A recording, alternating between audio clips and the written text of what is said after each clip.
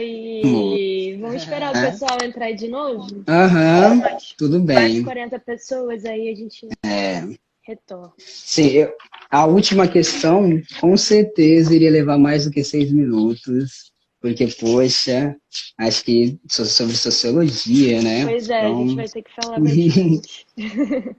uhum. Esperar. O povo tá vindo. Ai. Não, e é muito engraçado que a gente vai. A gente foi fazendo, né, a chamada e vou vendo o tempo todo que eu me preparei para dizer tanta coisa que e tanta coisa eu também já não disse, já ficou para trás, a gente vai lembrando de outras coisas, porque Pois realmente é um é. assunto muito, muito complexo, gente, muito Sim, tem complexo, muita muito coisa para difícil de falar. sintetizar. Sim, mas aí Uhum. no debate você pode falar também essas coisas que você não conseguiu falar. Aham, tá, Aí a gente vamos tem tentar, vamos aí ó, tentar. mais uma horinha. Esperar só mais um Uhum, pouquinho. O pessoal deve estar tudo meio bem. perdido ainda.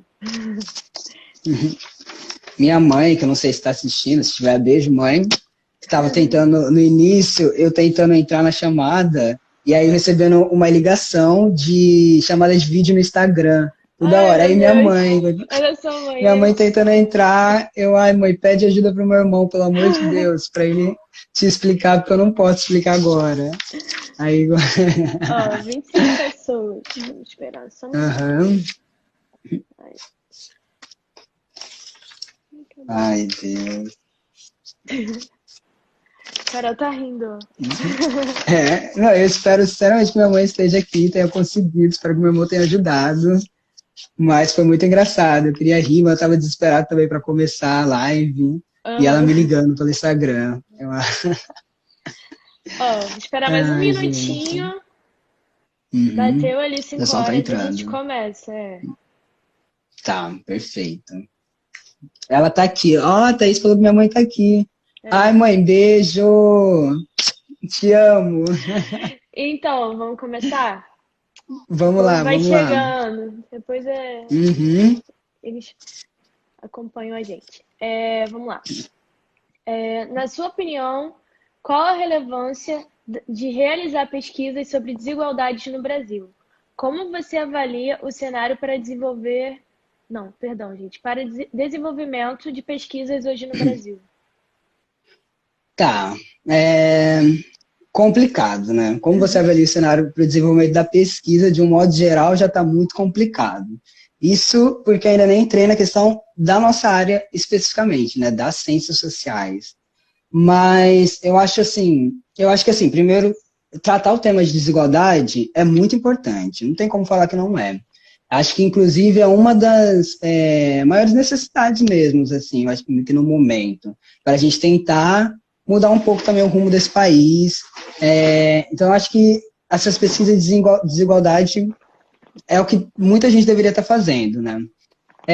Só que o que eu acho problemático, Chaya, é que o que eu acho muito difícil, assim, nesse contexto todo, é que as pessoas perguntam muito o que são as ciências sociais, para que elas servem, o que nós, sociólogos, cientistas sociais, É serviço fazemos. social? E serviço social é muito comum, essas perguntas é muito complicado, porque também é compreensível, né? Eu acho que até a gente, quando entrou na universidade, não sabia direito É, que era essa não área. sabia. Só que o que me chateia muito é que a gente, pelo menos ao longo da faculdade, vai entendendo um pouco, né, a importância das ciências sociais, mas a gente tem uma sociedade, sobretudo um presidente também, né, que não valoriza as ciências sociais. Eu acho que deixa muito claro o que ele acha sobre isso, que antes, longe de ser uma ciência, é apenas uma ideologia de esquerda, né, como ele diz.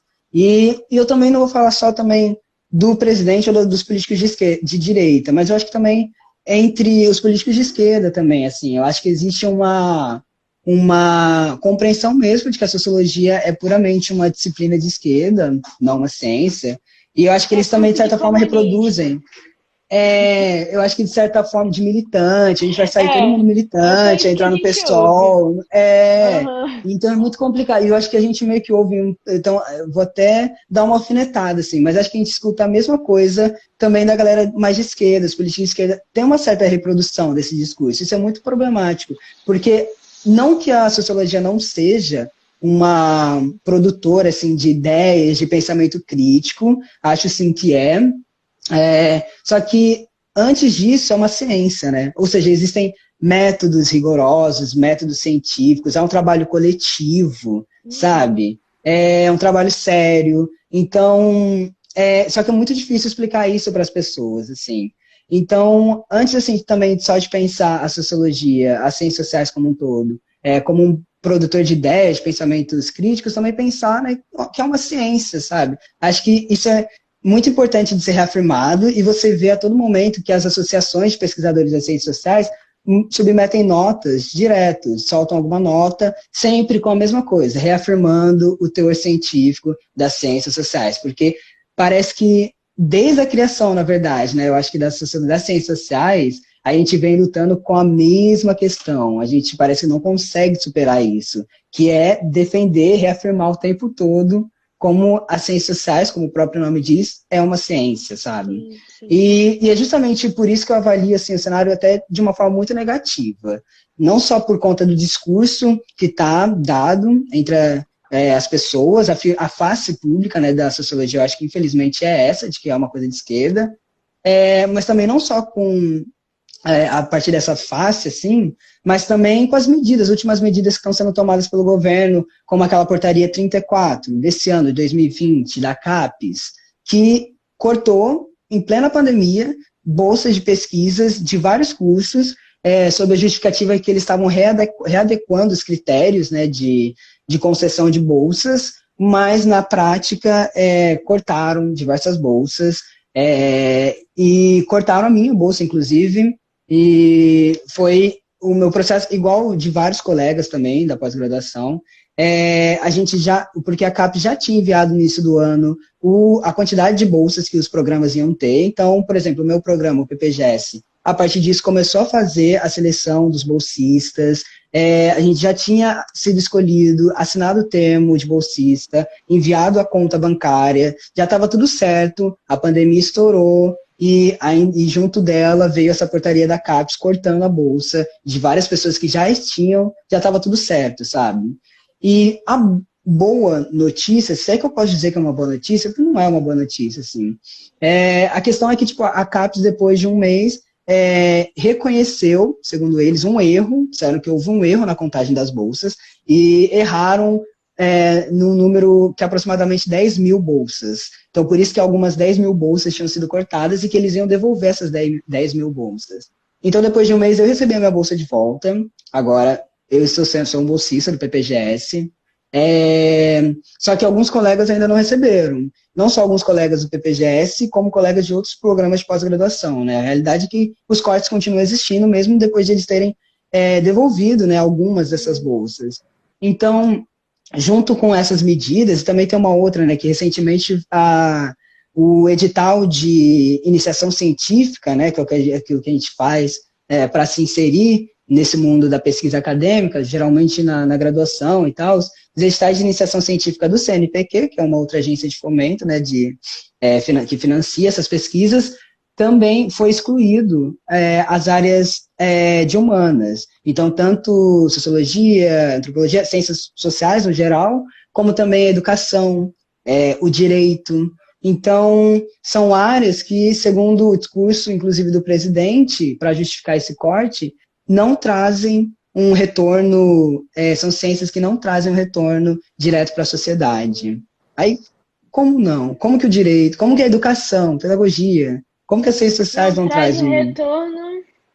Exatamente, sabe? Então, sabe, isso é muito complicado. Então, para além dessa face pública que a sociologia tem no momento, o que me faz ver com um olhar mais negativo o futuro, nosso futuro enquanto pesquisador social, assim, no Brasil, são também essas medidas assim, que o governo está tomando, acabando com o financiamento dessas pesquisas, né? Sem contar as consequentes tentativas de desmonte, né, que isso também é um desmonte da universidade pública, acho isso muito complicado, enfim. Então, assim, eu não avalio de forma muito positiva, não, Chay, sendo bem sincero, mas também... Te entendo, porque eu também não. Não tem como. Mas aí eu puxo também aquela esperancinha que tem assim no fundo do coração, e eu gosto de pensar que também isso não é de hoje, primeiro de tudo, esse ataque à sociologia não é de hoje. Não é. Eu gosto de pensar que, então, assim como a gente está aqui existindo agora, já existiram outras pessoas existindo, e a gente tem, eu não penso também muito como é que o futuro daqui 20 anos, eu penso também o que a gente pode fazer para tentar ser mais otimista, o que a gente pode fazer agora, no momento. Então, eu acho que, sobretudo, nesse momento, ações de extensão, né? A gente precisa começar a levar, porque a gente precisa disputar esse discurso, que existe esse discurso, né, hegemônico da sociologia ser uma ideologia de esquerda, mas a gente precisa disputar esses discursos na sociedade também, assim, e nada melhor do que fazendo ações de extensão, levando o que se produz na universidade pública para fora, explicando, com linguajar acessível. Agora, né? Exatamente. Por isso que eu acho que ações como essa, tipo, essa daqui também é uma ação de extensão. Isso é muito importante, sim. Levar o que a gente fez enquanto cientista social na monografia, no final do curso. Eu acho que, querendo ou não, mesmo que 5, 10 pessoas, ou 29 pessoas estão na live agora que eu estou vendo, pelo menos 29 pessoas já estão um pouco, sabendo um pouco mais sobre o que é isso, já estão mais por dentro desse debate. E é isso que a gente precisa fazer, levar esse debate para o máximo de pessoas possível mesmo. Inclusive, mas, por fim, falando nisso... a gente acabou de lançar lá no site a sua monografia, para quem quiser ter acesso à monografia do Emerson, que é maravilhosa. Procura lá no site. Eu vou fixar o site aqui de novo, para vocês depois entrarem e dar uma olhada.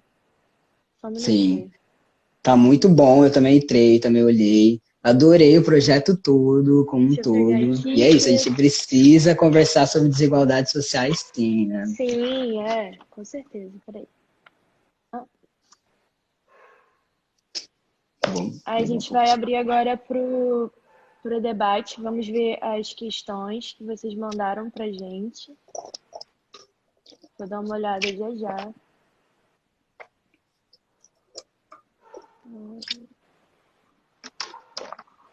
Pronto, vou fixar aqui. Aí tá fixado. Fixou? Não. Só saiu o comentário, mas não fixou ainda não. Sim, foi. Pronto. Então, vou ver aqui as questões que o pessoal mandou e a gente começa. Tá bom? Tá. Vamos lá. A Isadora mandou uma questão. Pode fazer? Pode perguntar? Pode fazer. Ela queria saber se você acha que esse momento de protestos e manifestações antirracistas vão sair do plano da imaginação e do luto e ir para um plano mais concreto de ação. O que você acha? Uau, já começamos complicado, polêmico. Olha, tá, eu tô refletindo muito também nessa última semana sobre isso. Tem um grupo de amigos que a gente sempre joga essas questões polêmicas, assim, do cotidiano e tenta debater entre nós, ver o que cada um acha, né?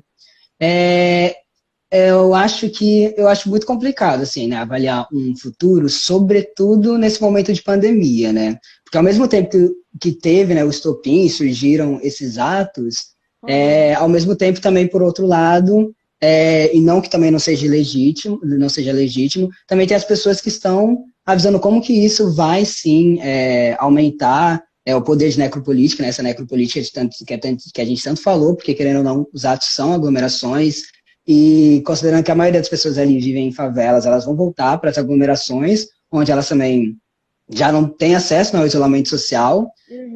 Então, essa questão está muito em pauta agora, né?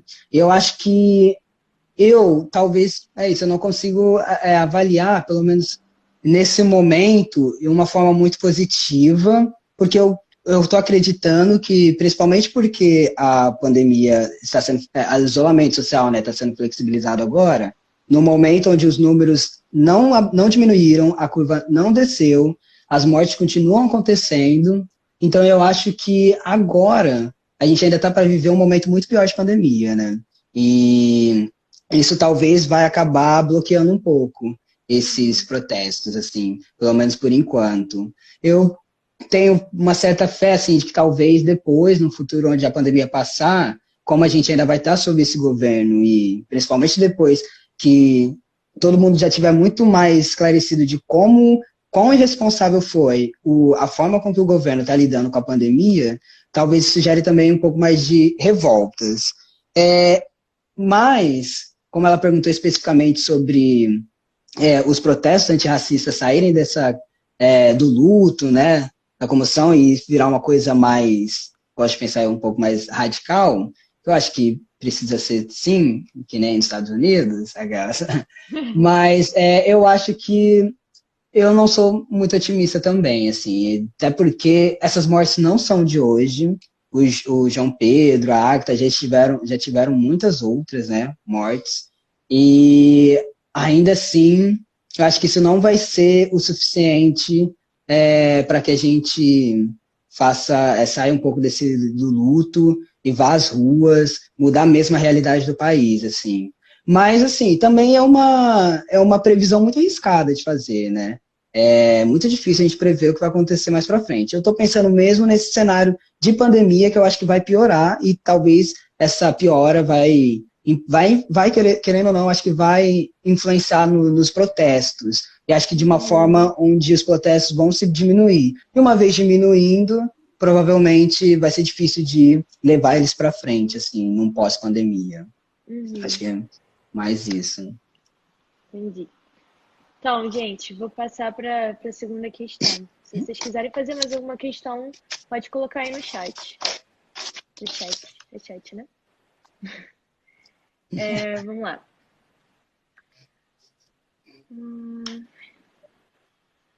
A Thaísa e a Isadora perguntaram: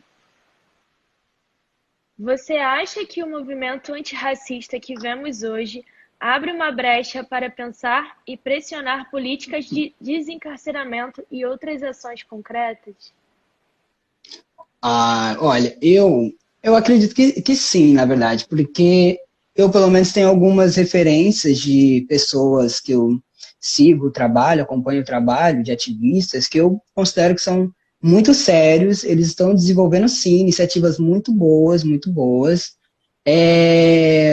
Então, por exemplo, só alguns nomes que vêm na minha cabeça: Raul Santiago, Joel Luiz também, um advogado, que é inclusive um dos advogados que participaram, né, dessa petição, dessa movimentação que fez com que o STF proibisse, mesmo que talvez não esteja sendo cumprido, mas que proibisse as operações policiais agora, em época de pandemia na favela. Então, assim, através desses meus referenciais, assim, das pessoas que eu sigo, eu acredito sim que a gente consiga, sim, levar adiante, pensar em criar, assim, né, novas políticas, pensar em soluções, assim, criar novas políticas que sejam de desencarceramento, essa questão da droga, porque, assim, eu acredito que existem, sim, dentro do movimento negro, movimentações muito sérias, muito sérias.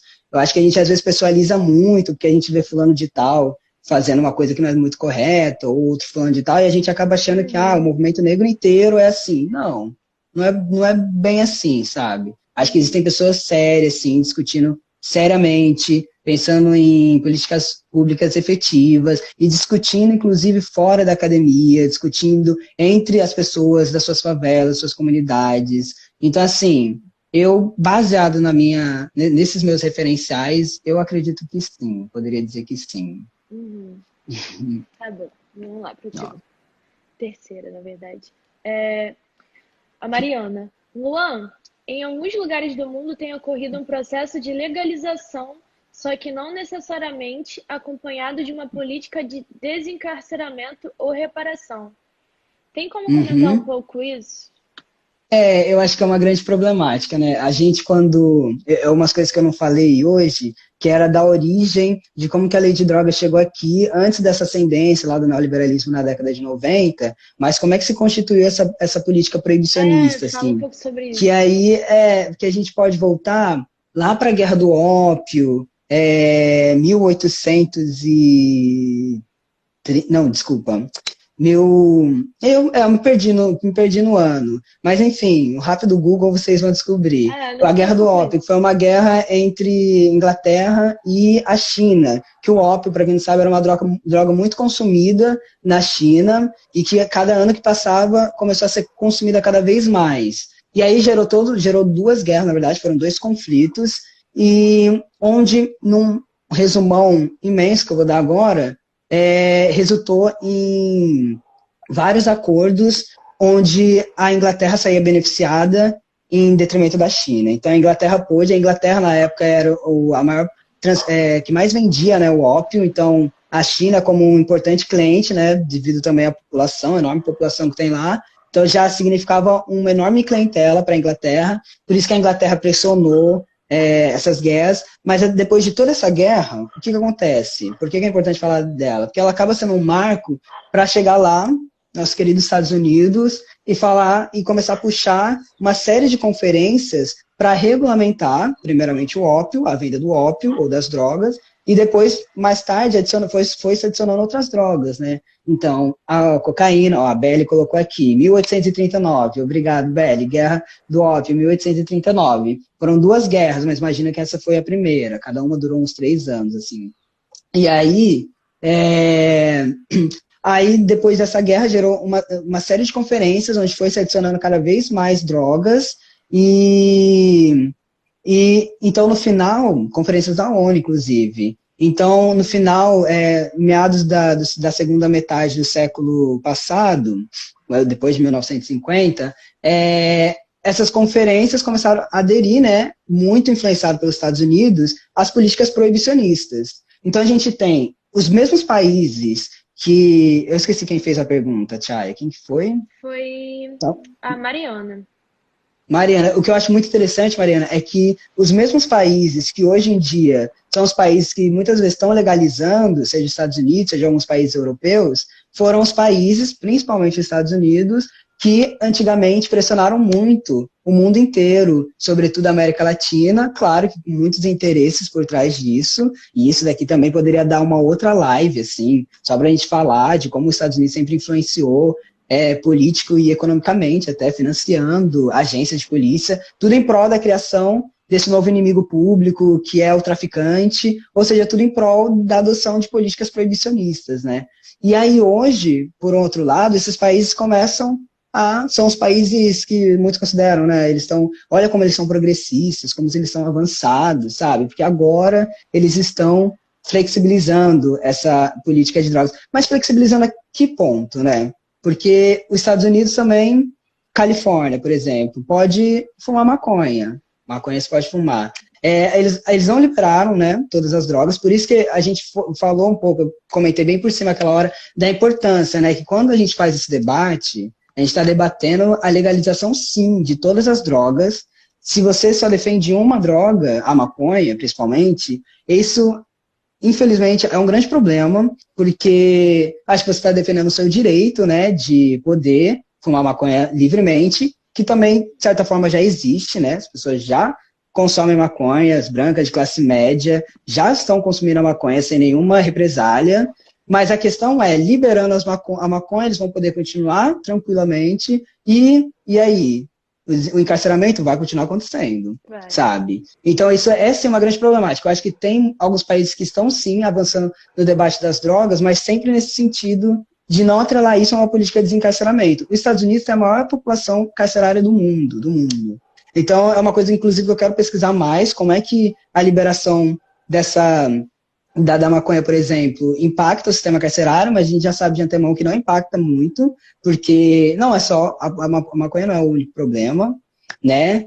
E é isso, assim, eu acho que é uma grande... É o que eu disse na pergunta anterior, eu acredito que existem alguns referenciais, assim, de pessoas que eu sigo nessa luta antiproibicionista, antirracista, e são as pessoas que fazem um debate sério, sim, sobre essa política antiproibicionista está atrelada ao desencarceramento, e é uma questão que aborda todas as drogas, mas eu também reconheço que, por outro lado, infelizmente, tem sim as pessoas que não conseguem ainda, sabe, entender essa questão em sua totalidade, ver que não é uma questão só de liberar maconha, não é sobre isso, pelo contrário, talvez legalizar sim, talvez não, legalizar todas as drogas para, a partir disso, não desencarcerar, resolver a questão do tráfico, adotar políticas de saúde, mas infelizmente acho que também não é isso que está acontecendo, assim, em alguns países, né? Eu acho que foi muito bem pontuado pela Mariana. Né? Pois é.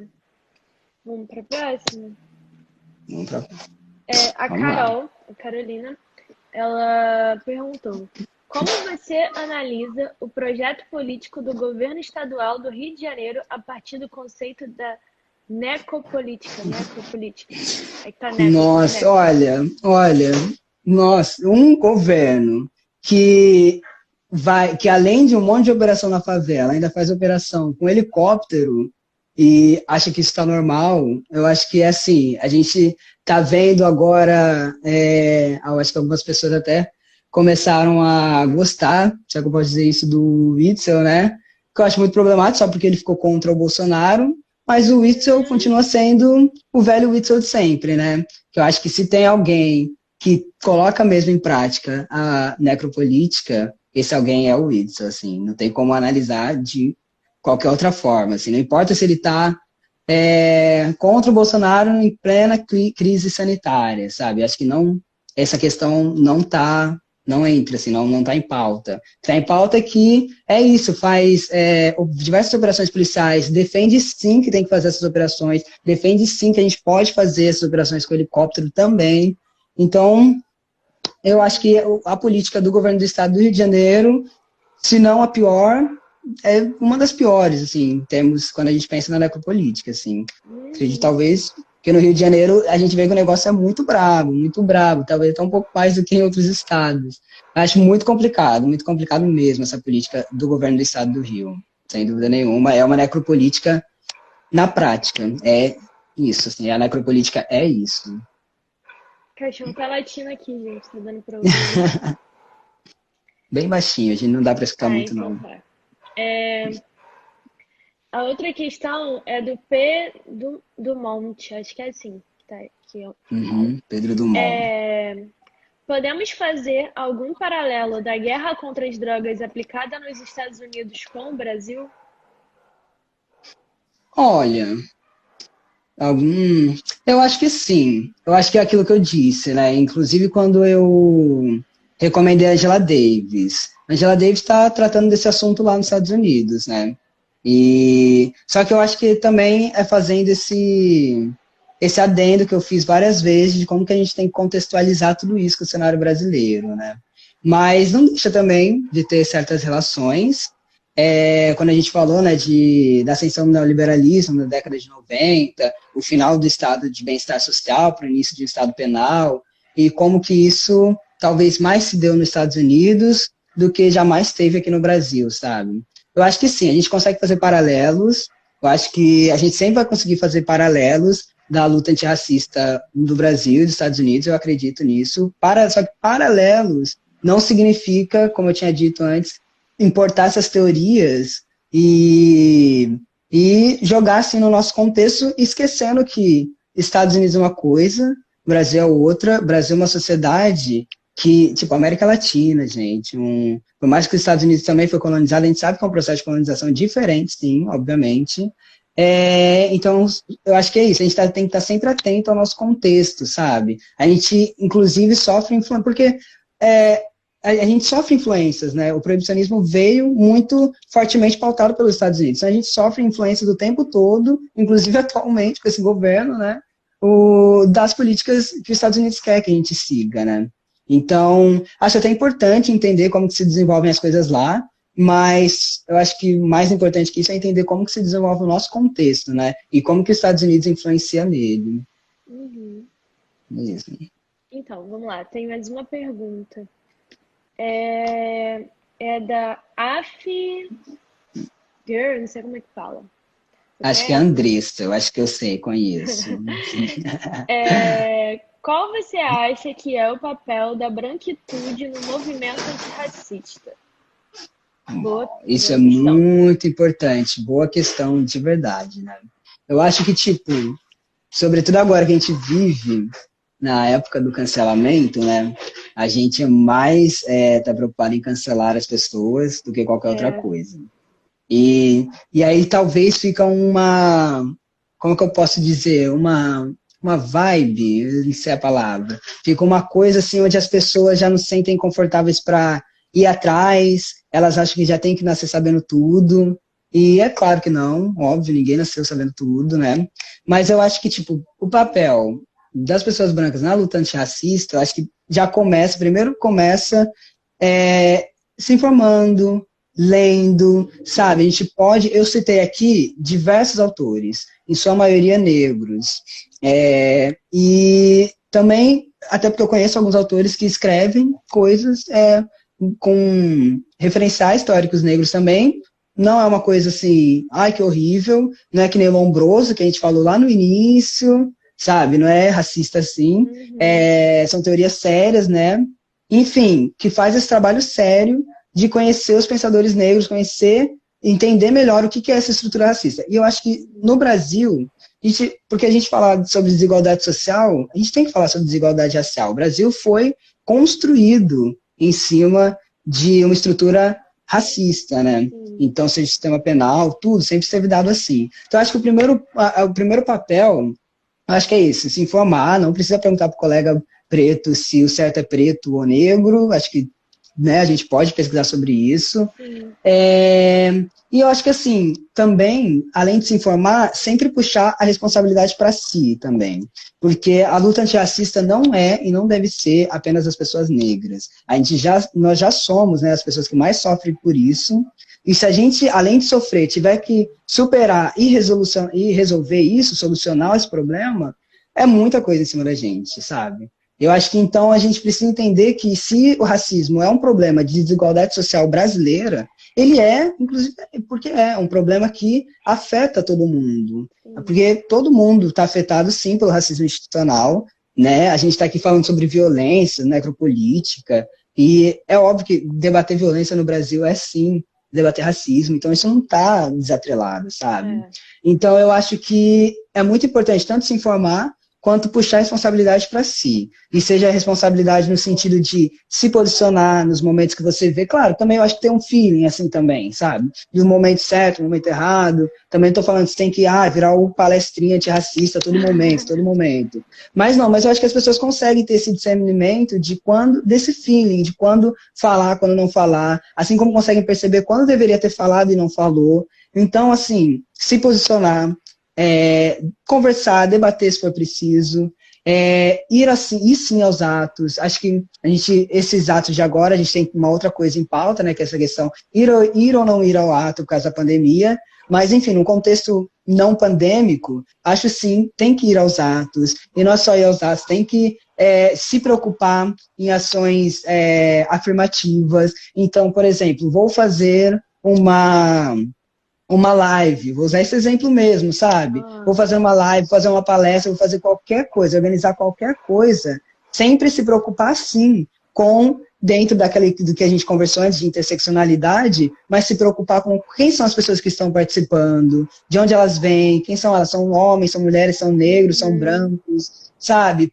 Se preocupar, sim, com essas questões, enfim, para tentar incluir o máximo de pessoas. Então, acho que a gente tem que ter essas questões em mente, assim, seja se posicionar, se informar, ter sempre em mente essa questão da ação afirmativa, sim, de colocar pessoas negras onde elas historicamente não estão ocupando. Então, enfim, acho que esses são alguns papéis, sim, da branquitude na luta antirracista. E só por essa pergunta você já vê que existe um papel, sim, da branquitude na luta antirracista.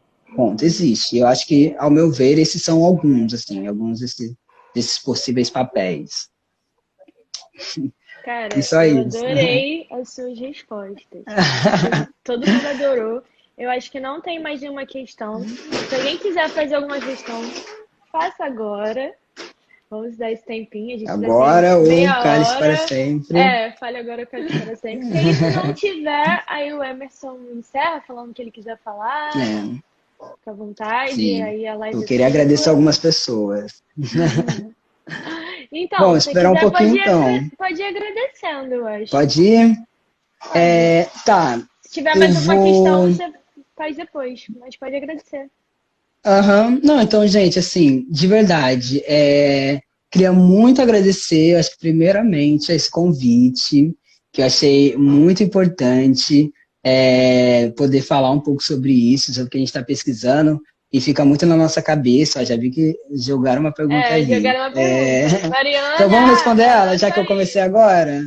Deixa eu ver aqui. Responde. Eu consigo ler. Luan, comenta um pouco sobre aquela proposta do DPEM em relação aos containers na penitenciárias durante a pandemia e o vínculo com a necropolítica. Gente, eu confesso que eu não me aprofundei nisso, Catarina, mas pelo pouco que estamos... Gente, isso é horrível, porque qual que é a problemática disso? A problemática é de que o problema do encarceramento em massa é aquele um dos primeiros gráficos que eu mostrei, é a proporção de pessoas presas e vagas. Então a gente vai entrar nesse debate de que o que falta no sistema carcerário são mais vagas. Mas não é assim que a gente vai solucionar o problema, né? E botar as pessoas em containers também não é solucionar o problema, né? O problema a solução é desencarcerar, né? É a gente tirar essas pessoas. Então acho que essa questão do container entra nesse debate de que o problema são as vagas. Sabe, isso é muito problemático, porque não são as vagas.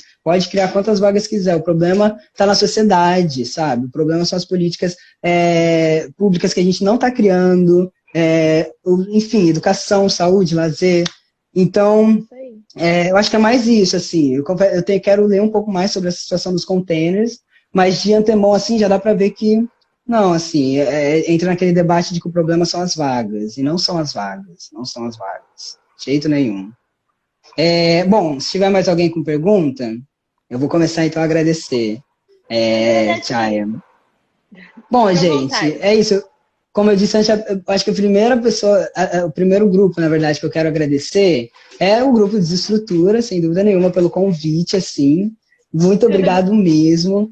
Dentro do grupo, que eu sei que o grupo inteiro está fazendo um ótimo trabalho, não tenho dúvidas. Eu olhei o site de vocês, achei sensacional. O projeto das lives já é, por si só, sensacional. Eu vou acompanhar as próximas lives, sem dúvida nenhuma. E eu queria agradecer, dentro do grupo de estrutura, um agradecimento especial, primeiro para a Chaya, de verdade, Chaya, porque a Chaya acompanhou esse meu processo de preparação de 2 semanas atrás, desde quando ela mandou o convite. Então, eu falava algumas das minhas seguranças para ela, estava sempre me acompanhando, falando, não, tá muito bom, dando palavras de apoio, sabe? Isso é muito importante. Achei muito legal que vocês não fizeram um trabalho, assim, lagado, digamos assim, sabe? Você apresenta aí qualquer coisa, a gente, mandou convite, depois de 2 semanas é a live e a gente não se fala nesse meio tempo. Não, a gente se falou, a gente fez vários testes, 3 testes, gente, sensacional, a gente conversou hoje de manhã, então, assim, e depois da nossa conversa hoje de manhã, inclusive, eu fiquei muito mais tranquilo, muito mais seguro, vi que estava tudo bem. Então, assim, muito obrigado, Chaya. Também não posso deixar... Também não posso deixar de agradecer especialmente também para a professora Carolina Zuccarelli, que eu sei que também coordena o grupo, né? Muito obrigado, não só também pelo convite, né? Mas também por todo o trabalho que foi feito, né, na minha graduação, que, para quem não sabe, a professora Zuccarelli, a gente já participou juntos, né, de alguns trabalhos durante a graduação, e ela também era coordenadora, né, do nosso curso, a gente via muito.